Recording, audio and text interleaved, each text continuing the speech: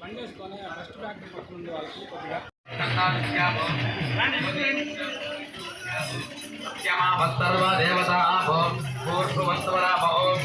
ఆ నీటి మీద నక్షత్రం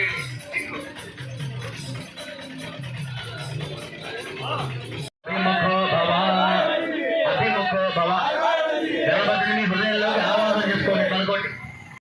2024 సంవత్సరంలో ఈ రాష్ట్రంలో దుర్మార్గమైన పరిపాలనకు చరమగీతం పాడటానికి చంద్రబాబు నాయుడు గారు, కొణిదెల పవన్ కళ్యాణ్ బాబు గారు ఇద్దరు కూడా ఏకమై కృష్ణార్జునులాగా యుద్ధం చేసి కౌరవ సైన్యాన్ని తరిమి ఈ రాష్ట్రంలో శాంతి భద్రతలు కాపాడాలని, రాబోయే రోజుల్లో ఇరువురు నాయకత్వంలో సంక్షేమ పథకాలు అమలు చేసి ఈ రాష్ట్రం సుభిక్షంగా ప్రశాంతంగా శాంతియుతంగా పరిపాలించాలని కోరుకుంటూ అందరికి కూడా నూతన సంవత్సర శుభాకాంక్షలు.